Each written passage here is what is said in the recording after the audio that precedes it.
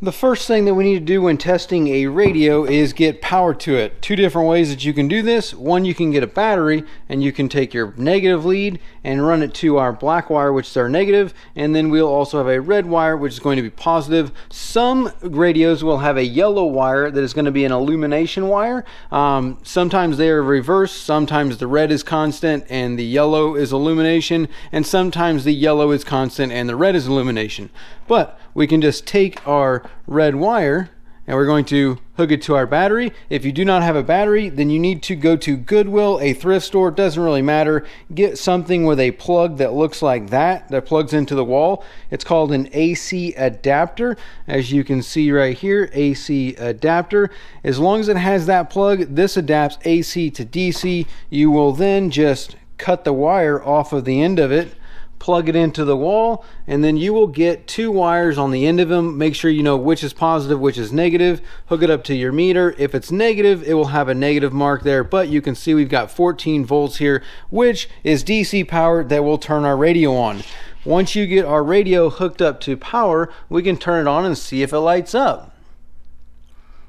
As you can see, this thing is now lit up, and I've actually got this plugged into my phone. So we know that the radio comes on and it works like that. We can then go ahead and hit the modes, kind of go and switch through AM, auxiliary, and whatnot to see as long as it'll hook up. For me, I'm going to try and make sure I get the Bluetooth going. So I am hooked up to my phone. And then what we're going to actually do is we want to play a signal. So we're going to be playing a 1000 hertz test tone. You want to click that one. I like using the one from Sonic Electronics. There's also ones that go from left to right, but it's a pretty good thing. I'm hooked up to Bluetooth. It's attached to here, playing that 1000 hertz.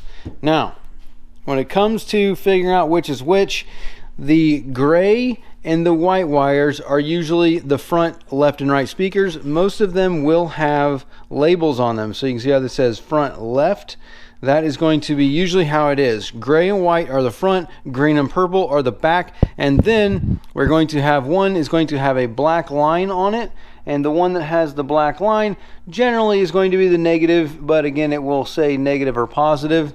And what we're going to do to see if it is putting out to our speakers is we need to hook this up to our meter. So with this still playing, we're going to hook up to our meter and we're going to change to AC, volts AC. So right now it is putting out 0.086 volts, and we're just going to take our radio, we're going to turn the volume up and see if our voltage goes up.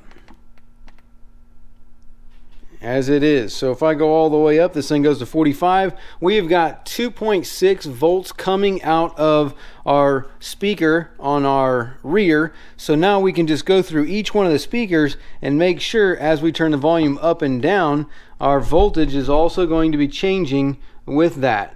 And make sure you're on volts AC. So once I get all the way to 0, I got 0 volts coming out. That means that that speaker is actually playing. This radio is going to be able to play one speaker.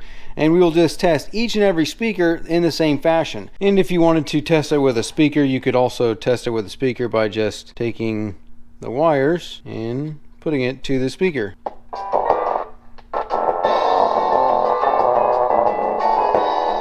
Which obviously this speaker is trashed, so there is that. Now, when it comes to testing the rest of this stuff, one, if you want to test your USB port, you're going to just hook up a USB to it and see if it has power. For me, looking at this USB, it might work, but I'm not going to put any of my USB things in there because this is rusty and nasty looking. Actually, let me clean that up and I'll put something in there. We're going to plug a USB in, and then we're going to plug something in to see if we can get power.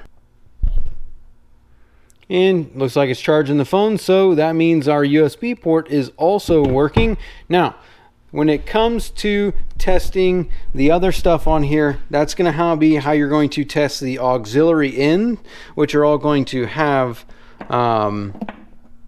it's going to say auxiliary in just like that. You're going to hook up something to that. I don't have anything that tests auxiliary, so there's nothing that I can really do there. And if we wanted to see if our radio was working, then we just need to hook up an antenna to make sure that worked. That's why I keeps one on deck like this. It's just a cheap little antenna that I can plug in here. Got it hooked up to a speaker. Obviously that's too loud. Now how do I get off of, there we go, FM, scan.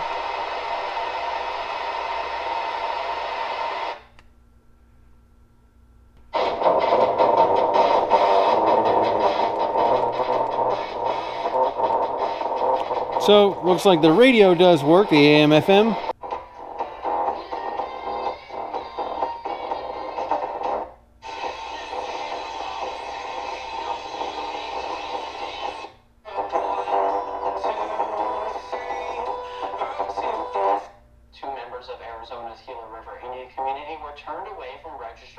Okay, so now we know that the radio works and that the scanner works. So pretty much everything is working on the radio, but we need to check two more things to make sure that the radio is not a problem if you have a problem with your stereo. And that is going to be our remote out, which is going to be this blue wire. Now this blue wire is for the amplifier, and that is what's going to tell the amp to turn on, which is pretty easy to test this. This is going to just be a voltage test, and we need to just pretty much make sure that it is getting power. So here all we need to do is check for 12 volts on the remote wire. And as you can see on a remote wire, our blue wire coming out, we've got power or regular positive, our ground hooked up, and we are seeing 12 volts. So that means that it is sending 12 volts to the amp to tell the amp to turn on. Now the last thing that we need to check to make sure that the radio is fully functioning is the RCA outputs. So if you look here, some of these are going to say rear line out, or it might say sub out or something like that. But these are the outputs that are going to send low voltage to your amplifier.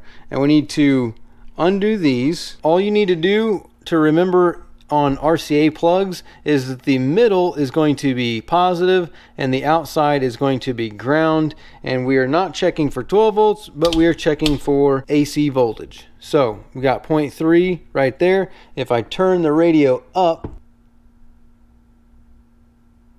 we should see the voltage go up, and if I turn the radio down, we'll see the voltage go down. And it's going to depend on what you're actually playing as well. So if you play music, it's going to have a better signal depending on what you're trying to play. But again, when you go down with it though, the signal is going to go down as well. And now all you have to do is check the other RCAs, any of them that is an RCA out, and then you will know if your radio is functioning properly or not.